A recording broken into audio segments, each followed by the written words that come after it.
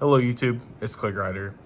I was able to win my first Ultimate Battle of the new set that's going on, as you can see by the Kid Ku and the Daima Vegeta, and I was able to win it with Giblet, one of my favorite decks from the last format before FB07, and I'm still having pretty good success with it, even in FB07 with all the new leaders and new support that came out. My matchups, I faced a Glorio, a Shenron, another Glorio, and then an Omega Shenron in the finals. So I did dodge Cell and Boo.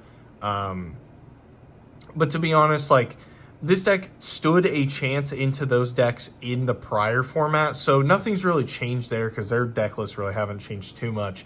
Except I know Boo is going back to more barrier blocker shenanigans, but that kind of is a harder thing to beat with this deck, but if they're not on the barrier blocker package, then you stand a much better chance into Boo. For the most part, the list is really similar because it is just a core Giblet deck, but there are some changes, and I mainly wanted to go over like why I played certain cards in place of what I had been previously, and you know what has been working for me, and maybe give you guys some ideas of ratios and stuff like that.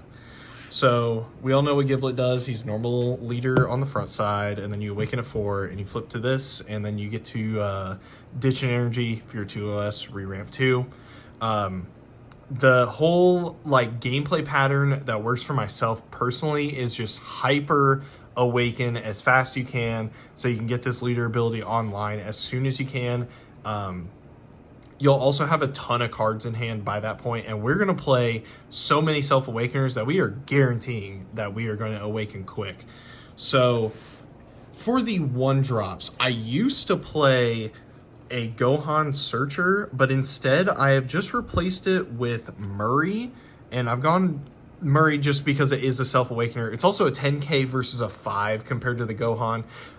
There's like some hands where you do still wish you had the Gohan because you maybe have like a leftover energy, but having Murray on top of the Raditz as your turn 1 Self-Awakeners, it feels really good. Raditz is really important late game also, just for being a 20k push that also you can take a life, so you can get to your 2 or less life to turn your secret rare on. So these are really important late game as well as early game. So if you have one turn 1, you more than likely do want to take the life.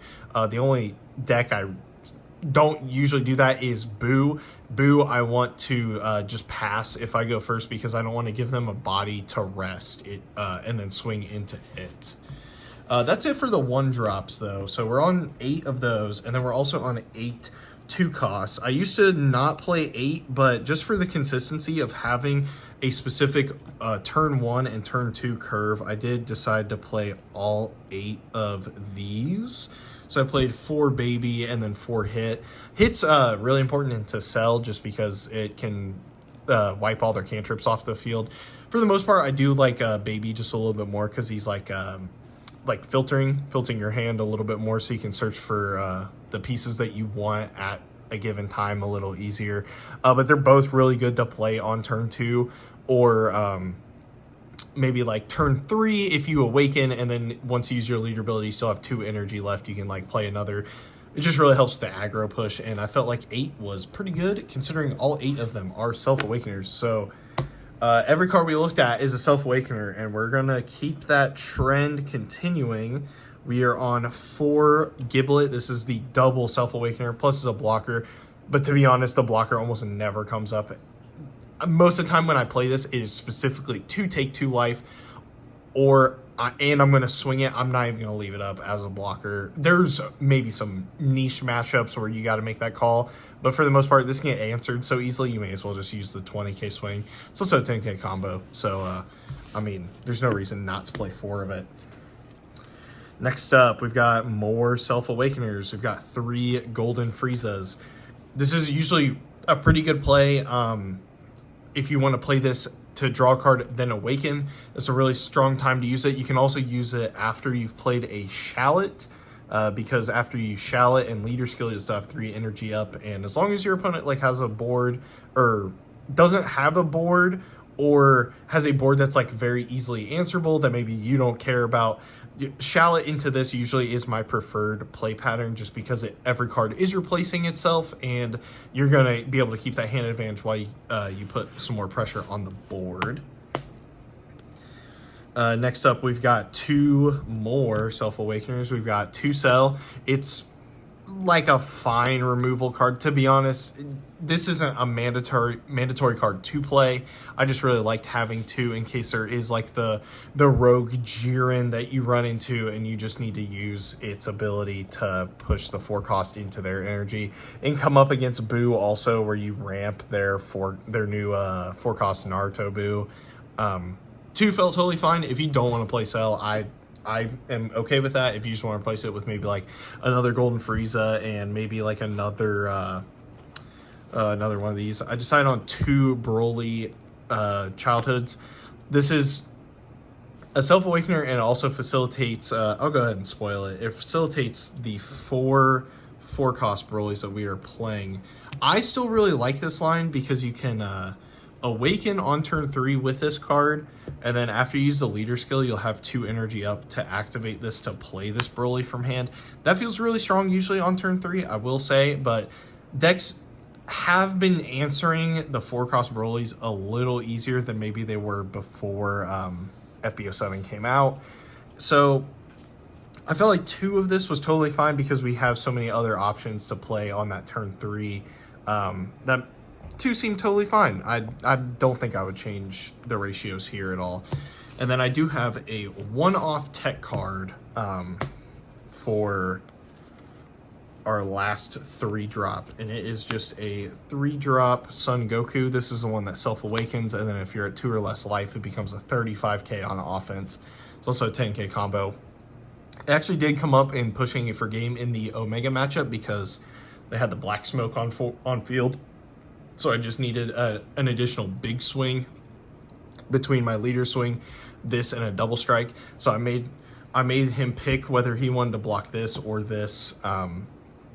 It fulfilled its job. It's nice as a one-of. I don't think I'd personally play anymore. I saw this from some guy on a Discord in the main Dragon Ball Discord, and I kind of liked it. And I just needed a 50th card, and that's what I decided to land on. And then we've already covered Broly as a 4-drop, and then the other 4-drop is, in my opinion, the best battle card in the deck is Shallot. If you're at 4 energy, this should usually be your top priority to play because it is such a big body that puts on pressure. It refills your hand. It's got so many good utilities. It's like the most optimal play to do on turn 4 because it lets you branch into so many different routes. I know back in the day we maybe used to only play 3 of this when we were playing like Goku Black and the Gohan, but to be honest, we're not really caring about the board that much. If they want to put high cost cards out, that's totally fine. We will just either ignore them or swing into them, but we don't need to pop them and go all the way up to 5 energy like we did with Goku Black. One option I'm not playing, but if you wanted to play it, I wouldn't be opposed to it, is the 3 cost Gohan that if you're at 2 or less life, KO any card. That could probably replace that Goku tech card that I was playing. But onto the double strikes, I decided on just 1 Turles. One Turles has always been totally fine for me as long as I'm playing 2 of the SCR. If you want to switch up these ratios, I don't care. I just prefer this. But having 1 Turles does mean if you're already at 2 or less life, you can go into this in the same turn, which is pretty strong. That way you can get 2 double strikes. Maybe like if they have a blocker up, you play this one first, and then you restand all your energy, and you swing it. If they decide to block, you're like, okay, cool, I'm going to burn the rest of my energy, play this. But if they don't block, you just dump on this swing first. And I think that ratio has been totally fine. I've never had a game where I couldn't find either of those double strikers, so I think 3 seems normal. 4 super combos because every deck plays 4 super combos. I just picked these because they fit with the art style of the deck. And onto the extras. I used to only play 3 of this card, but I'm up to 4. It is instant Kamehameha. It's basically like a pseudo super combo. You just got pitch and energy for it, but it's only 15k instead of 20. But I think it's totally fine. It's it's a solid like offense and defensive card. It's really good when you're going 4-game, or if your opponent's really putting on the pressure, it lets you get out of swings. You gotta be careful not to use like too many of these in the same turn unless you know like specifically you are going 4-game or you are going to die if you don't use all of them, just because like you can be at 4 energy, but then you use 3 of them, you go down to 1 and you're kind of like screwed yourself. So you need to be careful about that, but 4 seem totally fine. I don't think I would play any less. And then I'm just on 1 Fury of Hate. I was always like this as just a 1 of. Against Boo, the only time you keep it is if you're going second and you have the marker. If you're going first, just go ahead and charge it, because you're like never gonna have a turn where you're able to play this except if you're going for game. But defensively, just forget about it with the 4-cost Boo. Like, I wouldn't count on it. And then the last 2, Twisted Morality. This used to be a 3 of. I used to say it was like a really strong card that like most of the decks played into this really hard.